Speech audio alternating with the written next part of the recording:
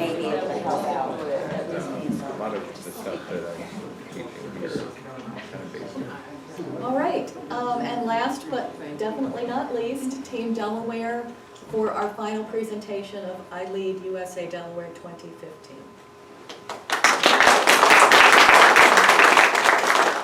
Hello everyone. Team Delaware would like to thank you for joining us here this morning. My name is Sue and I'm the manager of the Hockessin Library in Newcastle County and the mentor to this wonderful Delaware team.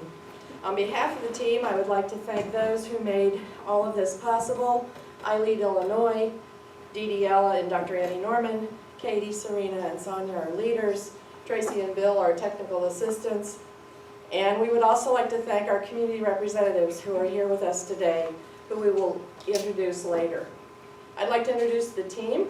Catherine from Dover Public Library, Heather from Delmar Public Library, Sherry from Georgetown Public Library, Beth from Newark Public Library, and Eric has worked with DDL Inspiration Spaces this summer. I've been very impressed with this team, their skills, their energy, and their willing attitudes, and we're very fortunate to have them with us in Delaware libraries. Catherine will now introduce the project. So I'm here to tell you a little bit about Delaware. When we first met in March, our group really didn't have one concrete idea.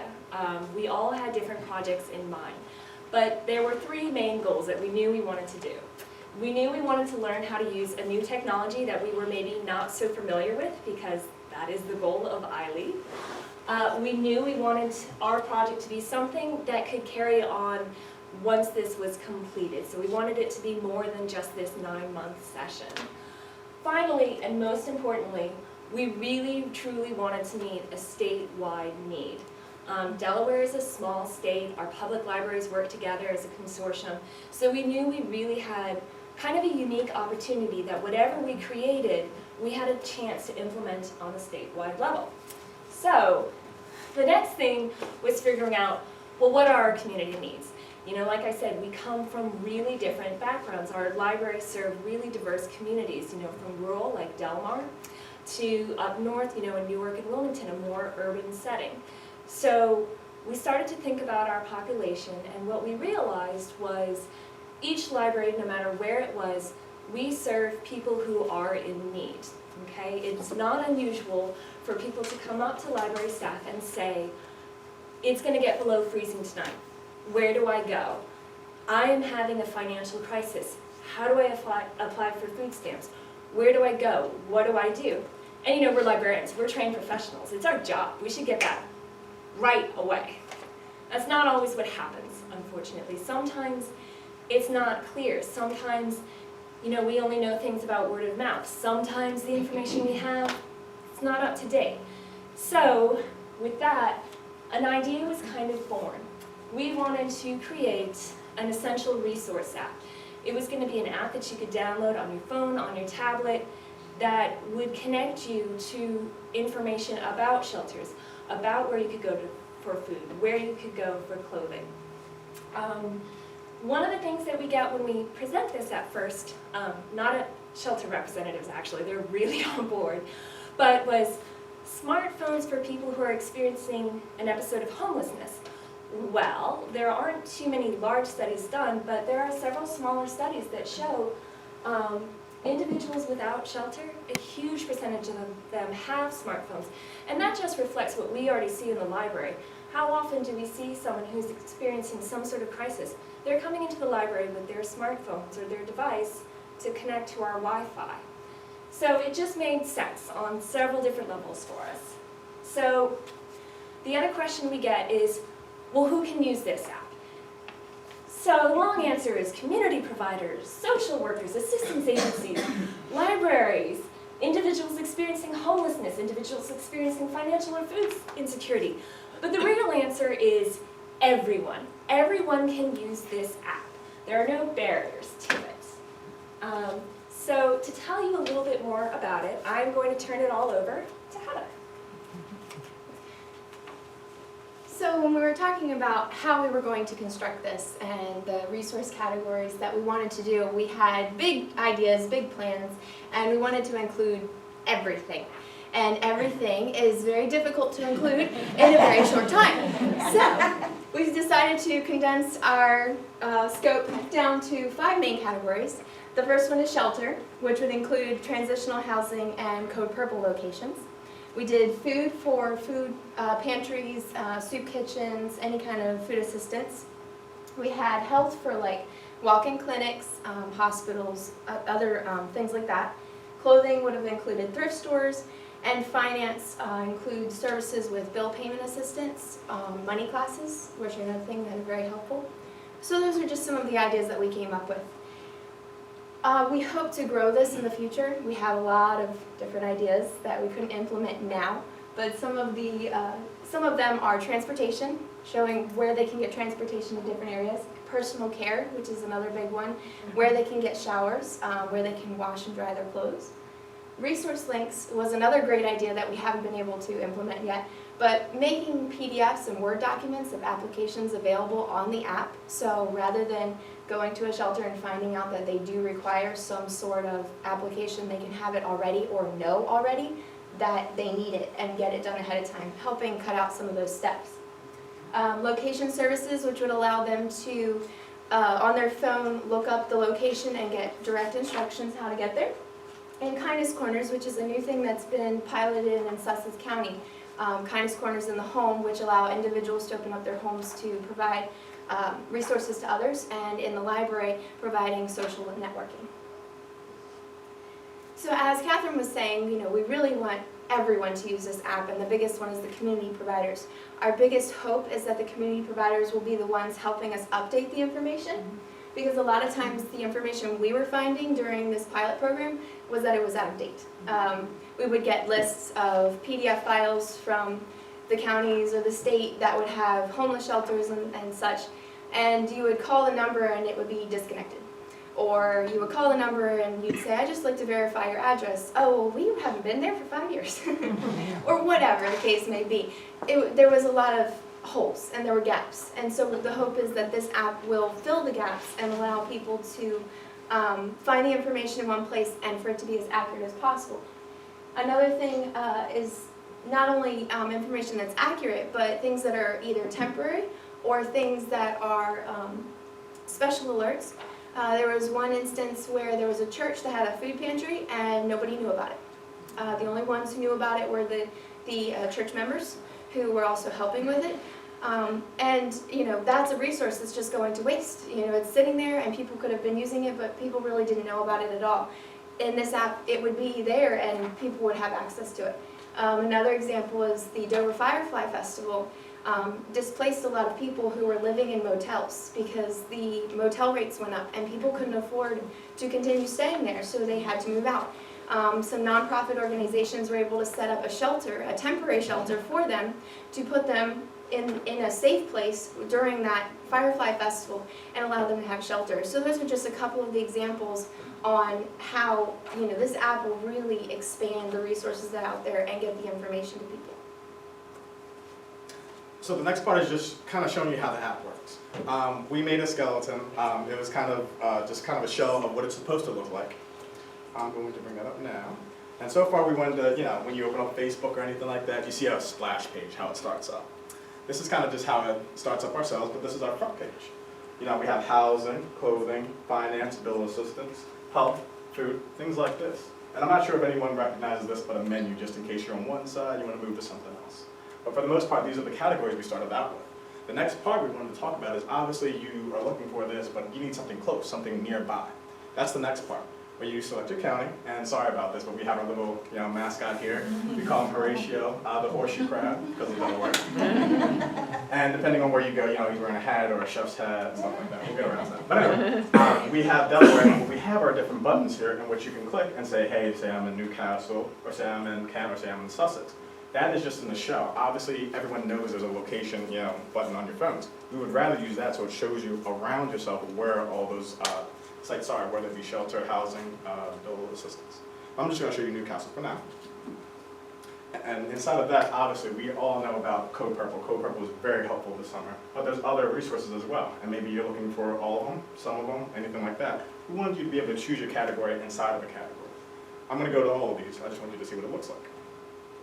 So first, for emergency shelters, it would give you a list, and remember this is a show. Obviously, we have way more than this already accumulated, but this is what the map would look like. It would have a location and then show you where those local areas would be.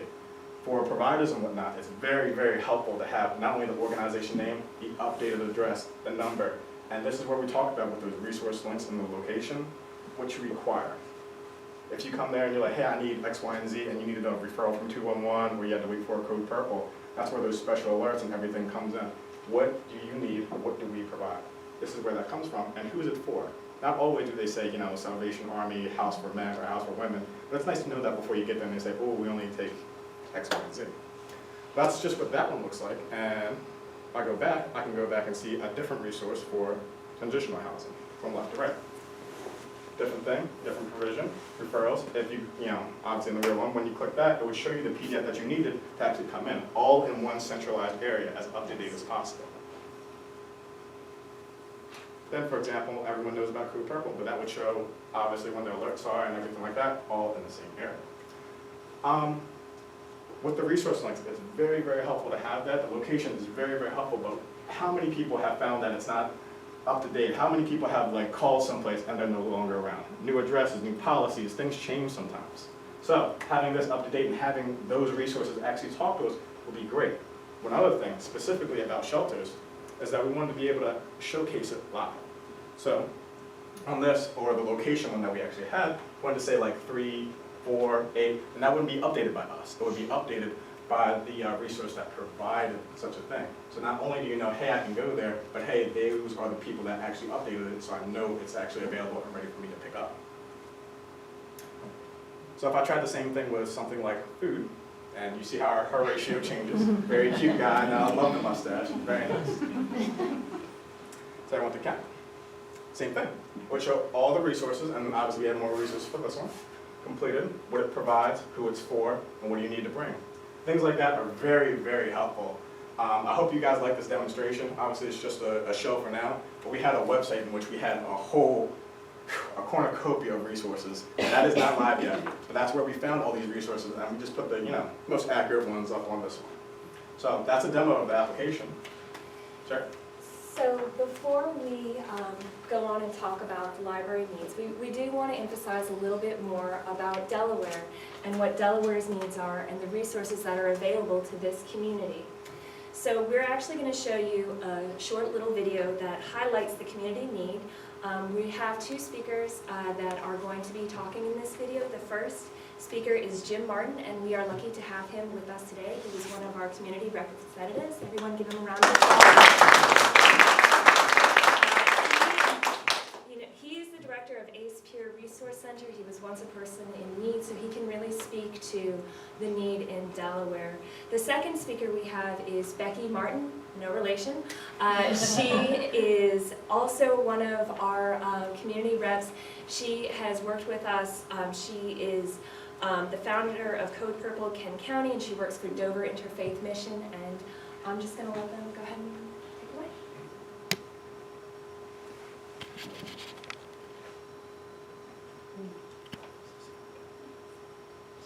Sound.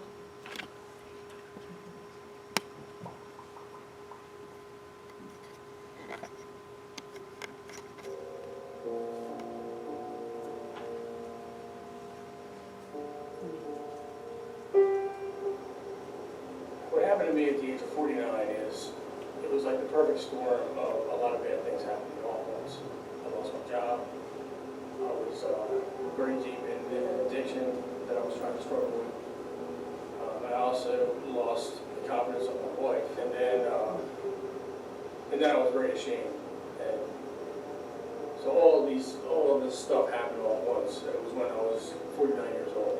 So I kind of felt like a complete loser. So I had zero leverage. I could not, like for example, I didn't have a credit card right, bars and all.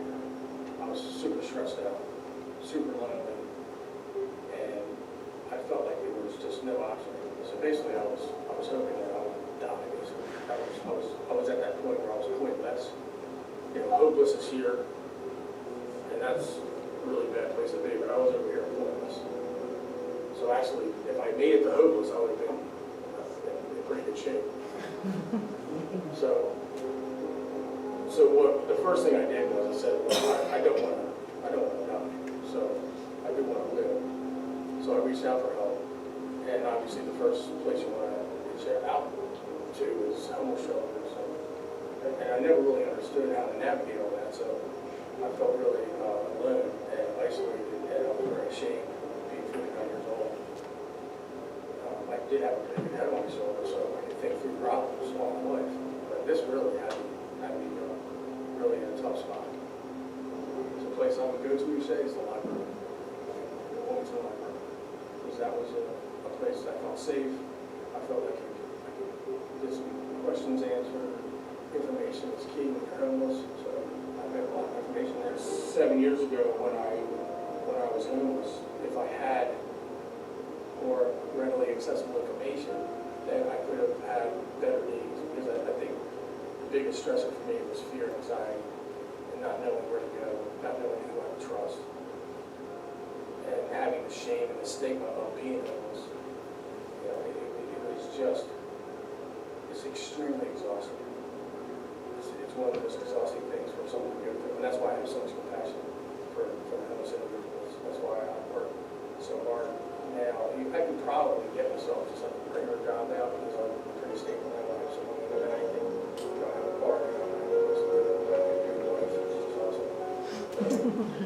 But I choose to stay in this work, because I think, you know, I'm a couple of nickels now, so I got more than 10 years left, 10 years of me working life left in me. I don't do this. I'm having to work hard, and I get a lot of meetings out of the work I do. I'm Becky Martin. I'm employed by the Dover Energy Commission in Dover, and I'm also the founder of Co-Purple Kent County. Co-Purple Kent County is open when the temperatures reach 32 degrees or below. We at this point have about 12 shelters, we call them sanctuaries, within the Dover, Milford, and Smyrna area. These are open for people to come in when the weather goes below 32 for a bed, meal, clothes. They can stay all night, have breakfast in the morning, and then they usually leave around 7:30.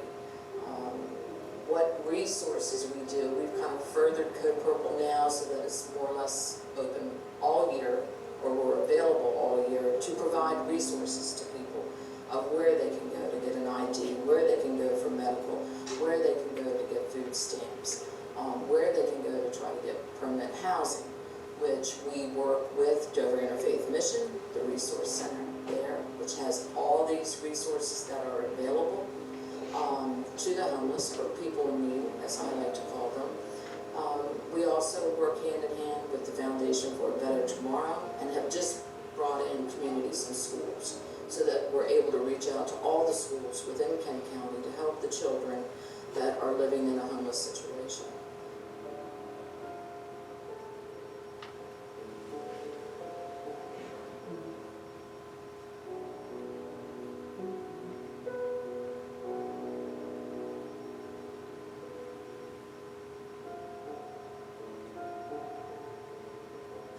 It's very rewarding. We definitely have a problem. Code Purple has structured their own toll-free number, so that if you can't get your answers through to them or the Homeless Planning Council, you can call our toll-free line that's open 24/7, and we will get you an answer of where you need to go. We serve anywhere when we're in a Code Purple season, 75 to 80 people per night. What we've been told is our numbers probably will double this year, due to the fact that Delaware is going to be influxed with a lot of people coming from New Jersey, Maryland, and Pennsylvania. We do have at this time 3 Code Purple houses where we have taken people that were with us last season, have put these people in homes, and the transformation is incredible. We feel that if a person has a home first as their base, then they'll go from that. Our people have definitely grown to getting their high school diplomas, to getting on medical needs that they need, to getting employment, and the transformation from day one when they walked into a Code Purple shelter to if you looked at them today, you would never believe that they had ever been homeless.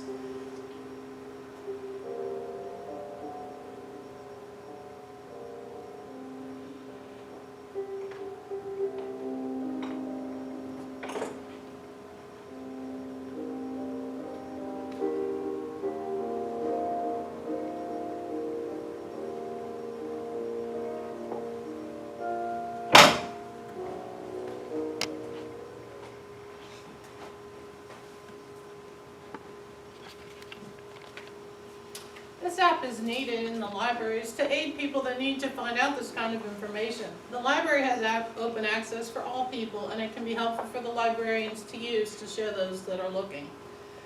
Libraries encounter homeless people on a daily basis, and we need to be able to help them better. Anyone will be able to download this app. It's not just for librarians. It is for anybody that has a smart device, whether it be a smartphone or an iPad or any other device like that. And it will be made available, hopefully in the future.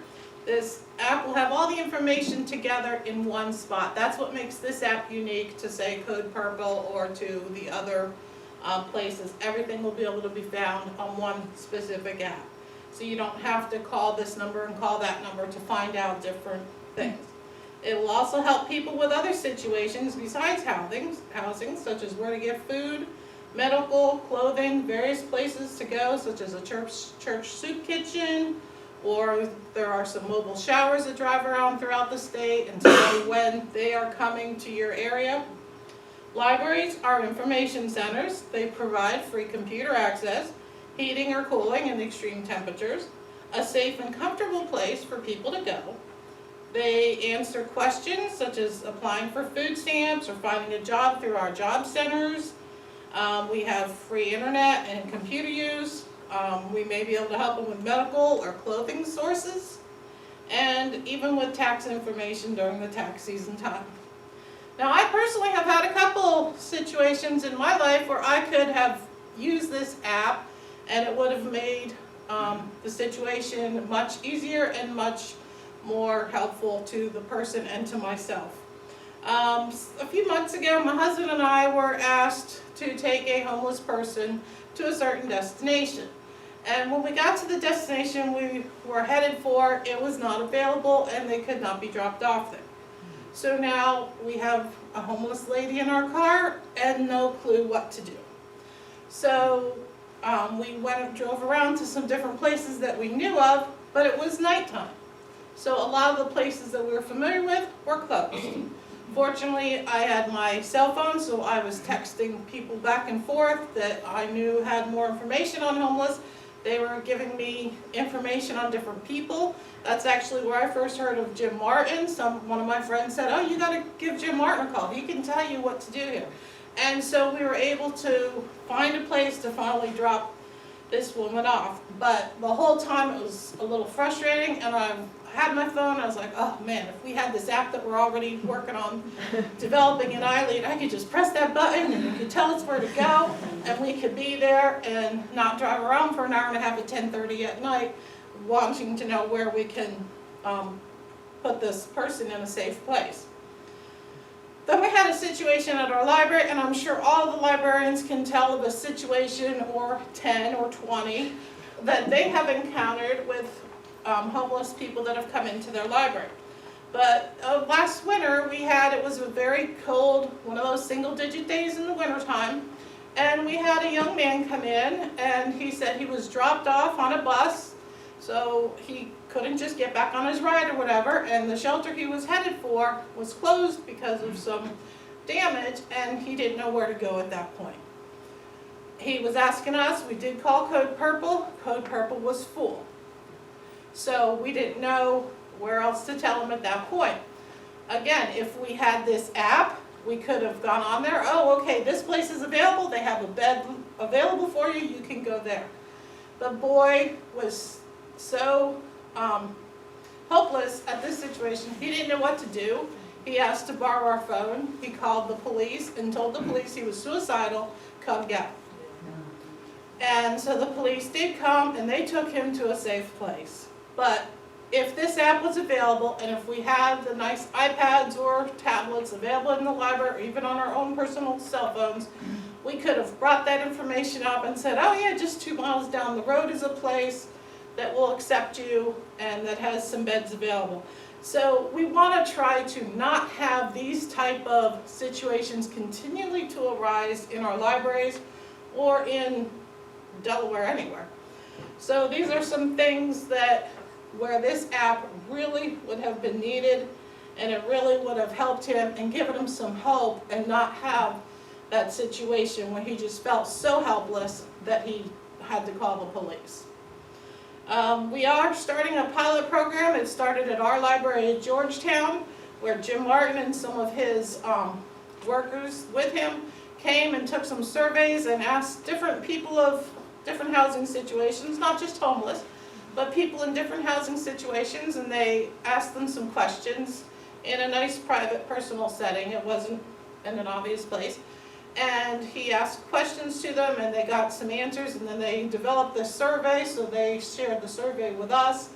And so that kind of gave us as a library an idea where to go with this. And we're trying to get this throughout the state, but we can start a kindness corner in our library where people of all different walks, maybe just lonely or people that have nowhere to go throughout the day, they can come to our library. They can have a room where they can go and just sit and talk with each other, maybe play board games or cards, or just, we have a Wii, they could play the Wii or something, and just get to know each other in a relaxed, no pressure atmosphere where they don't feel that they're being judged, they feel that they are welcome there, because libraries, we are available for everyone, no matter what the situation is or where these people come from.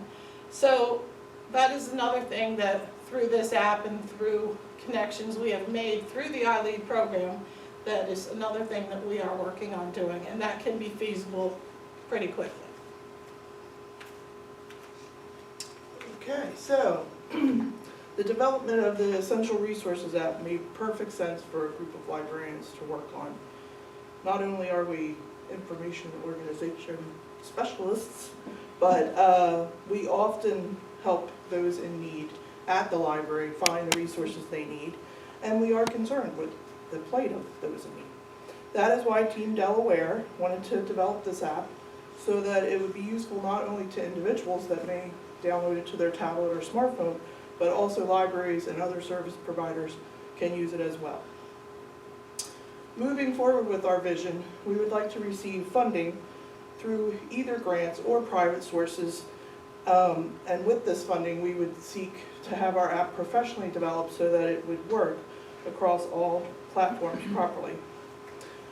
We have been encouraged that this funding may be possible because several groups that we've been working with in developing the app have already expressed an interest. We had the opportunity to present at a statewide Code Purple meeting, and that included representatives from various shelters throughout the state, as well as representatives from 211 and the Homeless Planning Council. So the prototype that Eric demoed would need to be redone professionally so that it worked properly the way we would like it to, with the live locations and all of that. Our vision for the future also includes the ability to provide each library in the state with a tablet. We will be working with the state steering committee to seek this funding for the public libraries, but we would also hope that any private funding or grants that we received, we would be able to also provide some of the service providers, such as some of the shelters and food pantries, with a tablet so that they could have ready access to the app. The app would be available free of charge to anyone to download. And because we've already seen a huge interest from these people we're working with, like the Interfaith Missions and the Delaware Division of Libraries, we're hopeful that we will be able to find this funding and our project can live on well after iLead ends. As a way to organize and bring all essential resources together, the Delaware app would make great strides in connecting these services on a statewide level and helping those in need.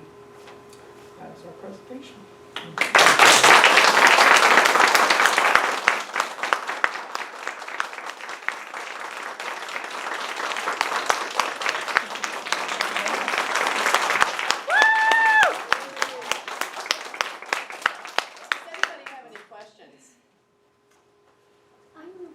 Curious, are there enough beds for all the homeless in Delaware? Do you have any idea how many beds there are? Absolutely not. Didn't think so, but do you have any idea what the number of beds are versus the number of homeless? Well, I focus like a laser beam on Sussex County, so we have the Crisis House, which has about 10 beds. We have the Casa San Francisco in Milton, which has another maybe 12 beds, and that's it. So we have 22 beds, and that's usually a 30-day stay. And then we have a series of transitional houses too, which is the next level up. So there really is a huge need for housing. I know in Rehoboth they have the Emmanuel Shelter, which is open in the wintertime. And you saw recently in the newspaper that they're trying to get a permanent shelter built or organized, and they're getting a lot of opposition from the community, right now. I don't know if you saw that article in the Cape Gazette. So, but there's a huge need. I would estimate in Sussex County right now there's 650 homeless individuals that are outside, that are either in the woods or living in places that are uninhabitable. If you were a person homeless, you would not want to stay there, but they have no choice. I know in Long Neck area, they got hit by Joaquin recently, and there's a lot of flooding back there, and a lot of poor folks got hit hard. And there's really no recourse for them other than just stay where they're at. So that number changes, but I think there's about 650 in Sussex County. So again, I'm in Sussex County. I'm actually technically still homeless because I live in transition. I live in a transitional house in Georgetown. But I choose to stay there because I see myself as an advocate, for others. So I'll stay in this role for as long as God will allow it. I'm just trying to help. Really, my biggest dream is to have a really large facility that has a center to it, even a library maybe, lots of transitional houses, maybe little sheds, and then maybe tents for the knuckleheads, the ones that don't want to cooperate. But as they cooperate, they can say, hey, move out of your tent and move into a regular shelter here. So I do have like a big vision. I'm sorry to take over, but I just... No, we didn't do have the answer.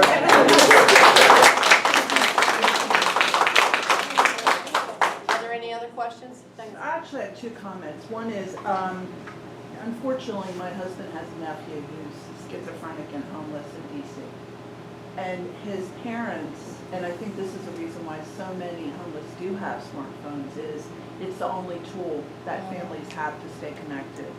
Exactly. And to the extent that most families can provide a smartphone, they will. Yeah, absolutely. So that I'm not surprised by that statistic. The other thing is I really applaud your work, and if there's any support you need from us in terms of keeping it moving, don't let it die.